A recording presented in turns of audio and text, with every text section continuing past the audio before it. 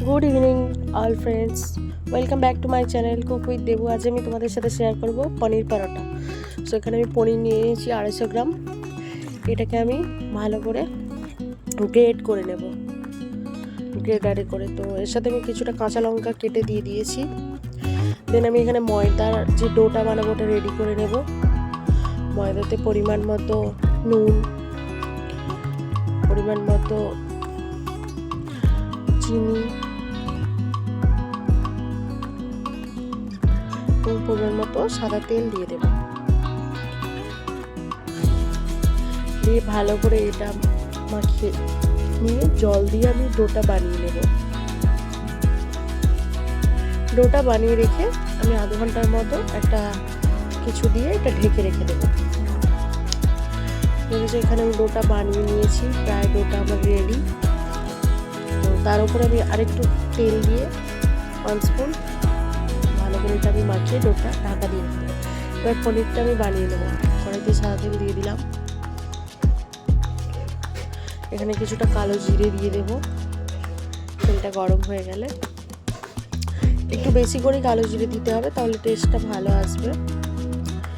তারপর গ্রেট করে রাখা পনির আর কেটে রাখা কাঁচা লঙ্কা কুচিটা একসাথে দিয়ে দেবো। এটা ভালো করে ভেজে নেব পরিমাণ মতো নুন দিয়ে। তো তোমরা অবশ্যই বাড়িতে কিন্তু এটা ট্রাই করতে পারো, খুব সুন্দর খেতে, জাস্ট ওয়াও। তো এখানে আমার পনিরটা তৈরি হয়ে গেছে। এবার একটা করে ডো বানিয়ে নেবে, এর ভেতরে পনিরের যে পুরটা আছে ওটা দিয়ে দেবে। অবশ্যই যখন এটা ডোটা বানাবে তো এটা 1 স্পুন করে আমি দিয়ে দেবো। দিয়ে কিন্তু ভালো করে পরিমাণ মতো দেওয়ার পর আমি ডোটা বানিয়ে এটা যখন আমি এইভাবে প্রত্যেকটা ডো বানিয়ে নেব,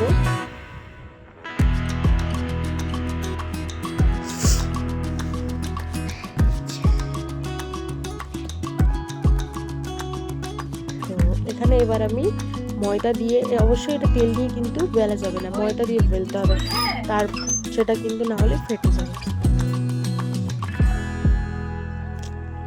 এইভাবে প্রত্যেকটা পরোটা আমি বানিয়ে নেব। তো এখানে আমি প্রথমে শুকনো তাওয়াতে ভেজে নেব, তারপর সাদা তেল দিয়ে ভেজে নেব। তো এইভাবে প্রত্যেকটা আমি ভেজে নেব। তো তোমাদের যদি রেসিপিটা ভালো লাগে অবশ্যই আমাকে লাইক অ্যান্ড সাবস্ক্রাইব করবে, শেয়ার করবে, আর আমার পাশে থেকে অবশ্যই। সো তোমরা বানিয়ে আমাকে জানিও কেমন হয়েছে। আর এর সাথে আমি আলুর তরকারি বানিয়েছিলাম, তো অন্য দিন দেবো এই রেসিপিটা আলুর তরকারি। তো আজকে আমি পনির পরোটার রেসিপিটাই দিলাম। Thank you. তো তোমাদের ভালো লাগলে অবশ্যই একটা like and comment and share করবে।